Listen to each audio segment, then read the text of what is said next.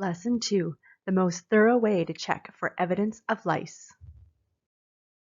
In this lesson, you will learn the foolproof way to check for lice and eggs, how to handle common problems when knit combing, dry combing versus wet combing, and a step-by-step guide to knit comb dry hair. Knit combing, the foolproof way to know with 100% certainty whether you and your children have head lice and/or eggs or nits. But before we begin, should you dry or wet comb? Dry combing is for relatively easy hair, hair that doesn't tangle or get knotted very easily, relatively straight usually. And wet combing is better for more difficult hair, thick textured or curly hair. So if you are going to go straight to wet combing, just jump ahead to lesson 3. If you feel like you can do some dry combing, then stay with me. Things to be aware of when you're knit combing: raised moles and bumps on the scalp. You really need to comb around them, so it's best to partition the hair around the mole or bump so that you don't nick it and cause it to bleed. Sensitive and tight scalps. Children who have very sensitive scalps, they generally don't even like having their head touched or brushed.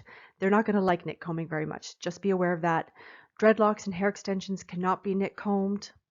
Uncooperative children, you have to play some games, do some tricks, use iPads, television, have a little bit of a reward, do it in timed bits. There's lots of different ways to get your child to cooperate with you. Difficult hair. When I say difficult hair, this is hair that is extremely tangly and knotted or curly, and it just is not easy hair, period.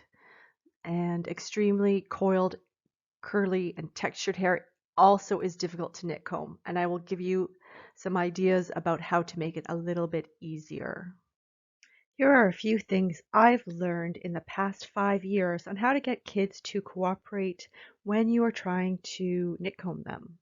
First of all, I recommend not doing it in the bathroom.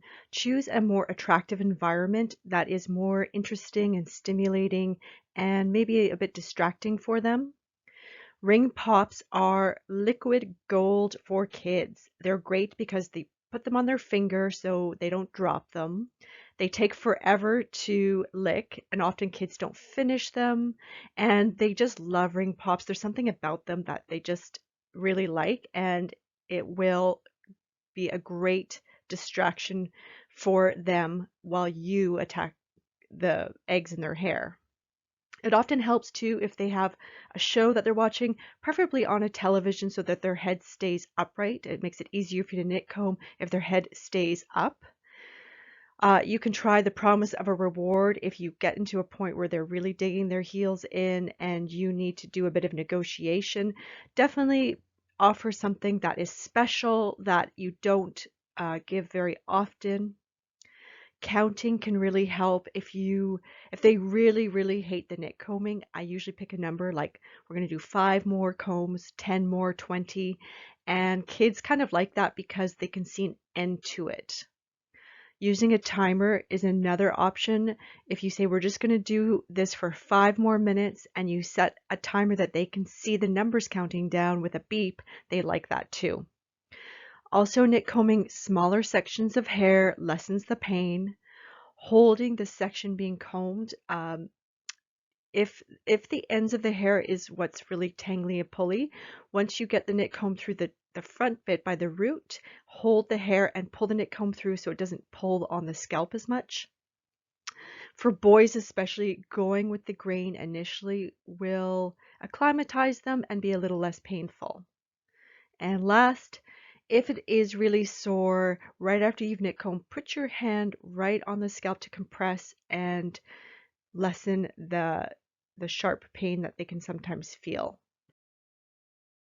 So let's watch this video where I'm dry combing the back left section of the hair. You'll notice I'm running the comb flush with the scalp and I'm holding on to the hair. So you need your metal knit comb and a white bowl. You're going to have the hair sectioned into 4. You will hold the comb at about a 45-degree angle. I mean, that's not fixed. Just make sure that pins of the comb will be at an angle so that they're running flush with the scalp. You're going to run the comb along the scalp as far as you can, depending on how easy it is in the hair. Like thinner hair, easier hair, you can run it much further along than denser, thicker hair. You will pull it all the way from the scalp, the roots of the hair, all the way to the ends of the hair. And you can do multiple combs before you flick the comb over the bowl. Because once the eggs are removed from the knit comb, they will not reattach. And the knit-free Terminator comb is so good that you can do several combs and get lots out before you have to empty the comb. If you want to watch the video again, just scroll down and press play. So after you have done several combs through the scalp, you are going to flick your metal knit comb over the white bowl and see what comes out. You are looking specifically for lice, eggs, and or bugs. Bugs will tend to get wedged in between the pins and the eggs will just fall out. So the eggs have a very specific shape. They are teardrop shaped with little tails. They usually have a brownish gray color, maybe a caramel color, and they are very small. The insects have 6 legs. They can vary in size, but they're quite small too, but you can see them. If you've got good eyes, you can see them crawling around. What you'll also get out likely is fluff, dandruff, dust, sand. Some kids have food in their hair, sparkles, lots of different things. But what you are specifically looking for are lice, eggs, and or bugs. You can watch the video again to see how the comb is flicked over the bowl. Let's watch a few different videos to see what combing at different directions and angles looks like. This first video, I'm combing from the crown, the top of the head, down towards the neck. Make sure the comb runs right along the scalp and then through the hair. Now I'm combing from the center part towards the left ear. Again, the ends of the pins scrape along the scalp and then through the hair.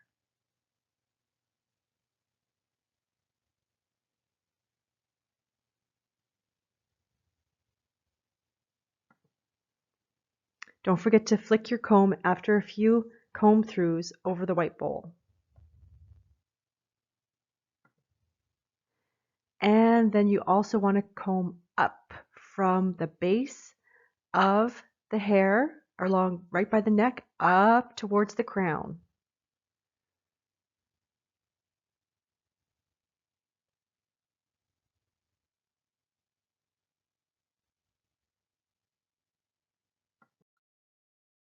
After you have checked both back quadrants and you still haven't found any lice or eggs, it's important to combine those two quadrants, and then you're going to knit comb over the center line that divided them, because occasionally there are some eggs or bugs that are around that center line area that were missed when you were checking the two separated sections.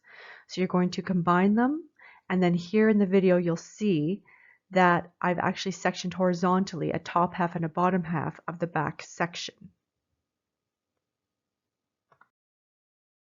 So you've combined the bottom two sections and you've sectioned the bottom third. Now you're going to knit comb in multiple directions over that middle part just to make sure you didn't miss any eggs over that center part. So you're going to do several combs and then flick your comb over the bowl to make sure you didn't miss anything.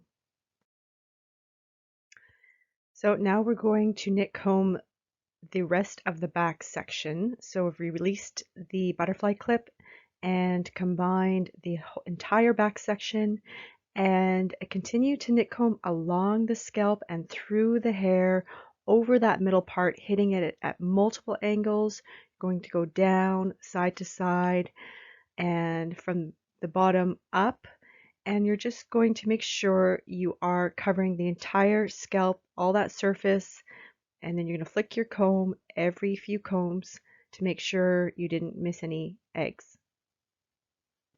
In this lesson, you learned what to be aware of when knit combing, the tools required to dry comb, how to effectively knit comb dry hair to check for lice and/or eggs. And don't forget to download your worksheets to help you with knit combing.